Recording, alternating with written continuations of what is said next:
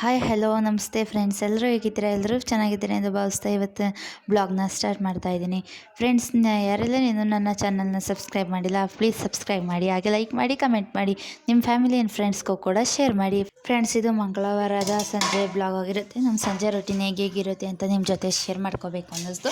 ಅದಕ್ಕೋಸ್ಕರ ಈ ವ್ಲಾಗ್ನ ಮಾಡ್ತಾಯಿದ್ದೀನಿ. ನಮ್ಮೂರಲ್ಲಿ ಮಳೆ ಬರೋಂಗಾಗಿತ್ತು. ಅದಕ್ಕೋಸ್ಕರ ಬೇಗನೆ ಹೋಗಿ ದನಗಳನ್ನೆಲ್ಲ ಹಿಡ್ಕೊಬರೋಣ ಅಂದ್ಬಿಟ್ಟು ದನಗಳಿಗೆ ಹಿಂಡಿನೆಲ್ಲ ನೆನೆ ಹಾಕ್ತಾಯಿದ್ದೀನಿ. ನಮ್ಮ ಮನೇಲಿ 3 ಹಸು ಹಾಗೆ ಒಂದು ಕರು ಇದೆ. ಅದಕ್ಕೋಸ್ಕರ 4 ಪ್ಯಾಕೆಟಲ್ಲಿ ಹಿಂಡಿ ಹಾಕಿ ಅದಕ್ಕೆಲ್ಲ ನೀರು ಒಯ್ತಾಯಿದ್ದೀನಿ. ಹಾಗೆ ಮಳೆ ಬಂದ್ಬಿಡುತ್ತೆ ಅಂತ ಪಾಪದು ಬಟ್ಟೆ ಎಲ್ಲ ಹೊರಗಡೆನೇ ಹಾಕಿದ್ರು.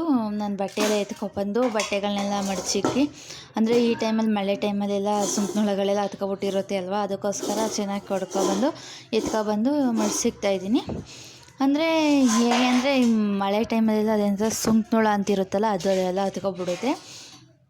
ಬೇಗ ಹೊಲ್ದಾಗ ಹತ್ರ ಹೋಗ್ಬೇಕು ಅಂದ್ಬಿಟ್ಟು ಪಾತ್ರೆಗಳನ್ನೆಲ್ಲ ಹಚ್ಚಿ ಹಾಕೊಂಡು ಪಾತ್ರೆಗಳನ್ನೆಲ್ಲ ಬೆಳಗಿ ಮನೆ ಅಂದಮೇಲೆ ಕೆಲಸ ಇದ್ದೇ ಇರುತ್ತೆ ಅಲ್ವಾ.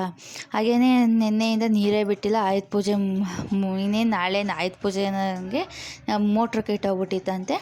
ಅದಕ್ಕೆ 2 ದಿನ ಆಯಿತು ನೀರೇ ಬಿಟ್ಟಿರಲಿಲ್ಲ. ಅದಕ್ಕೋಸ್ಕರ ಪಕ್ಕದ ಮನೆಯವರು ಬೋರ್ ಇದೆ, ಅವರ ಆನ್ ಮಾಡಿದರು. ಆಗೊಂದು 2 ಬಕೆಟಿಗೆ ನೀರು ತುಂಬಿಸಿಟ್ಕೊಂಡಿದ್ದು. ಆಮೇಲೆ ಇನ್ನೇನು ಆಯುಧ ಪೂಜೆ ನಾಳೆ ಅಲ್ವಾ, ಬಿಡ್ತಾರೆ ಅಂತ ನಾವು ಕೂಡ ಏನು ಜಾಸ್ತಿ ತಲೆ ಕೆಡಿಸ್ಕೊಳ್ಳಿಲ್ಲ. ಅವರು ಎಲ್ಲ ಪೂಜೆ ಮಾಡಬೇಕಲ್ವ, ಅದಕ್ಕೋಸ್ಕರ ಏನೋ ಸುಳ್ಳು ಹೇಳ್ತಿದ್ದಾರೆ ಅಂದ್ಕೊಂಡು ಸುಮ್ಮನಾದು. ಆಮೇಲೆ ನೋಡಿದ್ರೆ ನೀರು ಎಷ್ಟೊತ್ತಾದರೂ ಬರಲಿಲ್ಲ ಅಲ್ವಾ. ಮೋಟ್ರ್ ಕೆಟ್ಟೋಗೈತೆ ಅಂದ್ಕೊಂಡು ಪಕ್ಕದ ಮನೆಯವ್ರು ಬಿಟ್ಟರು. ಅಲ್ಲಿ ಇಟ್ಕೊಬಂದು ಪಾತ್ರೆಗಳನ್ನೆಲ್ಲ ಬೆಳಕೊಂಡು, ಎಷ್ಟು ಕೆಲಸ ಇರುತ್ತೆ ಅಲ್ವ ಮನೇಲಿ. ಎಷ್ಟು ಜನ ಇರ್ತೀವೋ ಅಷ್ಟೇ ಕೆಲಸ ಜಾಸ್ತಿ ಅಂತಾರೆ. ಮಕ್ಕಳಿದ್ದು ಮನೇಲಂತೂ ಮನೆ ತುಂಬ ಹರಡ್ಕೊಂಡು ಬಿಟ್ಟಿರುತ್ತೆ. ಅದನ್ನೆಲ್ಲ ಎತ್ತಿ ಕ್ಲೀನ್ ಮಾಡಿ ಎಷ್ಟು ಕೆಲಸ ಮಾಡ್ತಿದ್ರೂ ಮುಗಿಯೋದೇ ಇಲ್ಲ. ಅದು ಅಲ್ಲದೆ ನಮ್ಮ ಮನೇಲಿ ಹಸುಗಳನ್ನೆಲ್ಲ ಹಿಡ್ಕೊಬರಕ್ಕೆ ಹೋಗಬೇಕು, ದನಗಳಿಗೆಲ್ಲ ಮೇವು ತರಬೇಕು. ಬೆಳಗ್ಗೆ ಹೊತ್ತಂತೂ ನಮಗೆ ಕೆಲಸ ಇದ್ದೇ ಇರುತ್ತೆ. ಹಾಗೆಯೇ ಸಂಜೆ ಹೊತ್ತು ಮಧ್ಯಾಹ್ನದ ಹೊತ್ತು ಸ್ವಲ್ಪ ಫ್ರೀಯಾಗಿರ್ತೀವಿ. ಸಂಜೆ ಹೊತ್ತು ಮತ್ತೆ ಅದೇ ಕೆಲಸ. ದನಗಳನ್ನೆಲ್ಲ ಹಿಡ್ಕೊಂಬರಕ್ಕೆ ಹೋಗಲೇಬೇಕಲ್ವ. ಮತ್ತು ಅದಕ್ಕೋಸ್ಕರ 4 ಗಂಟೆ ಅಷ್ಟು ಅದೆಲ್ಲ ಕೆಲಸನೂ ಮಾಡಿ ಮುಗಿಸ್ತಾಯಿದ್ದೆ. ಈಗ ಸ್ಕೂಲಲ್ಲೆಲ್ಲ ರಜಾ ಇರೋದ್ರಿಂದ ಮಕ್ಕಳೆಲ್ಲ ಸ್ಕೂಲ್ ಹತ್ರ ಆಟ ಆಡ್ತಾನೆ ಇರ್ತಾರೆ. ನಮ್ಗೆ ಅದೇ ಭಯ. ನಮ್ಮ ಪಾಪು ಆಚೆ ಎತ್ಕೊಂಡು ಕೂತ್ಕೊಂಡ್ರೆ ಅಲ್ಲಿ ಬುಗುರಿಗಳನ್ನೆಲ್ಲ ಆಟ ಆಡ್ತಿರ್ತಾರೆ. ಅವರು ಹೊಡೆದೇ ಬಿಡ್ತಾರೆ ನಮ್ಮ ಪಾಪು ಕಡೆಗೆ. ನಾವು ಸ್ವಲ್ಪ ಎಚ್ಚರಿಕೆಯಿಂದನೇ ಇರಬೇಕಾಗುತ್ತೆ. ಸಂಜೆ ಆಯ್ತಾ 6 ಗಂಟೆ ಆದರೆ ಅವರೆಲ್ಲ ಮನೆಗೆ ಹೊಂಟೋಗ್ತಾರೆ. ಅಲ್ಲಿ ತನಕ ಅಂತೂ ಅವ್ರನ್ನ ನೋಡೋದೇ ಆಗುತ್ತೆ. ಪಾತ್ರೆ ಎಲ್ಲ ಬೆಳಿಕೊಂಡು ಒಳಗಡೆ ಇಟ್ಟು ಬಂದಾದಮೇಲೆ ನಾನು ಕಸ ಗುಡಿಸೋಣ ಅಂತ ಗುಡಿಸ್ತಾ ಇದ್ದೀನಿ. ಆಮೇಲೆ ಕಸ ಎಲ್ಲ ಗುಡಿಸಿ ರಾತ್ರಿ ಏನು ಅಡುಗೆ ಮಾಡೋದು ಅಂತ ಯೋಚನೆ ಮಾಡ್ತಿದ್ದೆ. ನಮ್ಮಮ್ಮನ ಕೇಳಿದಾಗ ನಮ್ಮಮ್ಮ ತಡ್ನಿಕಾಳು ತಂದಿದ್ರು, ಅದನ್ನೆಲ್ಲ ಸುಲ್ಕೊಂಡು ಅಡುಗೆ ಮಾಡಿ ಅಂತ ಹೇಳಿದ್ರು. ಅದಕ್ಕೆ ಸುಲಿತಾ ಇದ್ದೀನಿ. ನಾನು ನಮ್ಮ ಅಕ್ಕನ ಮಗಳೆಲ್ಲ ಸೇರಿಕೊಂಡು 3 ಜನನೂ ಸುಲಿತಾ ಇದ್ದೀವಿ. ನಮ್ಮ ಅಕ್ಕನ ಮಗಳು ಏನು ಸುಲಿಯಲ್ಲ, ಸುಮ್ಮನೆ ಅದನ್ನೆಲ್ಲ ತೆಗೆದು ಬಾಯಿಗೆ ಇಟ್ಕೊಳ್ಳೋದು, ಅದು ಇದು ಕಿತಾಪತಿ ಮಾಡೋದು. ಹೊಡೆದ್ರೆ ಮತ್ತು ನಮಗೆ ತೀರ್ಸಿ ಹೊಡೆಯೋದು, ಬರೀ ಇದೇ ಥರ ಕಿತಾಪತಿ ಮಾಡ್ತಾ ಇರುತ್ತೆ. ನಾವು ಇನ್ನೇನು ಮಾಡೋದು, ಟೈಮ್ ಪಾಸ್ ಆಗಬೇಕಲ್ವ ಏನಾದ್ರು ಕೆಲಸ ಮಾಡಬೇಕಾದ್ರೆ. ಅದಕ್ಕೋಸ್ಕರ ಅದಕ್ಕೆ ಹೊಡ್ಕೊಂಡು ಜಗಳ ಮಾಡ್ಕೊಂಡು ಇದು ಮಾಡ್ಕೊಂಡು ಕಿತಾಪತಿ ಮಾಡ್ಕೊಂಡು ನಾವು ಕೂಡ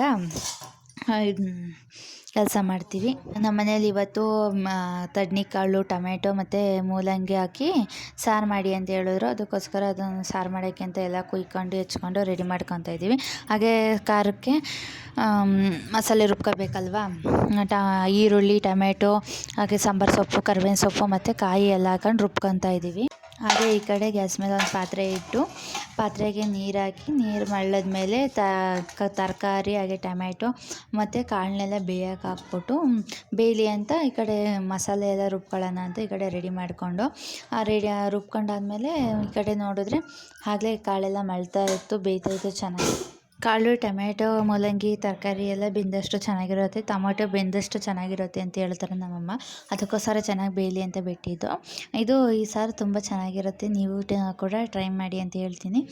ಹಾಗೆ ಈ ಕಡೆ ತರಕಾರಿ ಎಲ್ಲ ಬೆಂದಿತ್ತು. ನೋಡಿದೆ ಚೆನ್ನಾಗಿ ಬೆಂದಿದೆಯಲ್ಲ ಅಂದ್ಬಿಟ್ಟು ರುಬ್ಬಿರೋ ಮಸಾಲೆ ಎಲ್ಲ ಒಯ್ದು ಅದಕ್ಕೆ ಸ್ವಲ್ಪ ರುಚಿಗೆ ತಕ್ಕಷ್ಟು ಉಪ್ಪು ಹಾಕಿ ಎಲ್ಲ ಹಾಕಿ ತಿರುಗಿಸಿ ಒಂದ್ಸತಿ ನೋಡಿದೆ ಬೆಂದಿತ್ತು. ಬೇಯಲಿ ಅಂದ್ಬಿಟ್ಟು ಸಾರು ಚೆನ್ನಾಗಿ ಬೆಂದರೆ ತುಂಬ ಟೇಸ್ಟ್ ಬರುತ್ತೆ ಅಲ್ವಾ. ಈಗ ಲಾಸ್ಟಲ್ಲಿ ಹುಣ್ಸೆಹಣ್ಣ ಹಿಂಡ್ಬಿಟ್ಟು ರಸ ಬಿಟ್ಟಿದ್ದೀನಿ. ಅದಕ್ಕೋಸ್ಕರ ಎಲ್ಲ ರುಚಿ ಹಿಡೀಲಿ ಅಂದ್ಬಿಟ್ಟು ಸ್ವಲ್ಪ ವೆಯ್ಟ್ ಮಾಡಿದೆ. ಚೆನ್ನಾಗಿ ಬಂದರೆ ಚೆನ್ನಾಗಾಗುತ್ತೆ ಅಂತ ಸಾಂಬಾರು. ಅದಕ್ಕೆ ಆಮೇಲೆ ಮುದ್ದೆ ಮಾಡೋಣ ಅಂತ ರೆಡಿ ಮಾಡ್ಕೊತಾ ಇದ್ದು. ನಾವು ರಾತ್ರಿ ಹೊತ್ತು ಮುದ್ದೆ ತಿನ್ನಲೇಬೇಕು, ನಮ್ಮ ಮನೇಲಿ ಅದೇ ಅಭ್ಯಾಸ ಆಗ್ಬಿಟ್ಟಿದೆ. ರಾತ್ರಿ ಹೊತ್ತು ಮಾತ್ರ ನಾವು ಮುದ್ದೆ ಮಾಡ್ತೀವಿ, ಬೆಳಗ್ಗೆದ್ದೆಲ್ಲ ರೈಸಲ್ಲೇ ಮುಗಿಯುತ್ತೆ. ಅನ್ನ ಮಾಡಿದ್ರೆ ಸಾಕು, ನಮ್ಮ ಮನೇಲಿ ಅನ್ನ ತಿನ್ಕೊಂಡು ಸುಮ್ಮನಾಗ್ತಾರೆ. ಬೆಳಗ್ಗೆ ಹೊತ್ತು ತಿಂಡಿ ಅಂದರೆ ನಾವು ರೇರು, ಸ್ವಲ್ಪ ಜಾಸ್ತಿ ಏನು ತಿಂಡಿ ಮಾಡೋಕ್ಕೋಗಲ್ಲ. ಅನ್ನ ಮತ್ತು ಸಾಂಬಾರನ್ನೇ ಜಾಸ್ತಿ ಮಾಡೋದು. ಇದು ರಾತ್ರಿ ಹೊತ್ತು ಎಲ್ಲ ಅಪರೂಪ ಸಾಂಬಾರು ಮಾಡೋದು ನಾವು.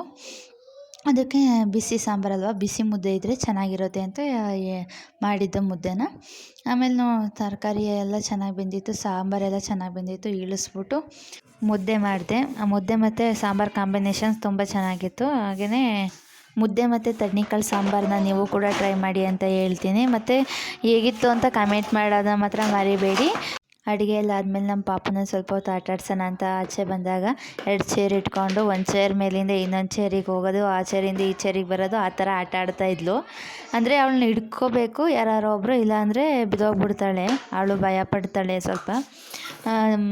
ಇವಳಿದ್ದಾಗ ಒಂಚೂರು ಬೇಜಾರೇ ಆಗಲ್ಲ, ಯಾವಾಗಲೂ ನಗ್ತಾ ಖುಷಿಯಾಗಿ ಆಟ ಆಡ್ಕೊಂಡಿರ್ತಾಳೆ. ಜಾಸ್ತಿ ಅಳೋದು ಇಲ್ಲ, ಚೆನ್ನಾಗಿ ಆಟ ಆಡ್ತಾ ಇರ್ತಾಳೆ. ನೋಡೋಕ್ಕೆ ಇವಳನ್ನ ಒಂಥರ ಖುಷಿ ಅನಿಸುತ್ತೆ. ಓಕೆ ಫ್ರೆಂಡ್ಸ್, ಎಲ್ಲರಿಗೂ ಬಾಯ್. ನನ್ನ ಚಾನಲ್ನ ಸಬ್ಸ್ಕ್ರೈಬ್ ಮಾಡೋದನ್ನ ಮಾತ್ರ ಮರಿಬೇಡಿ ಫ್ರೆಂಡ್ಸ್. ಬಾಯ್.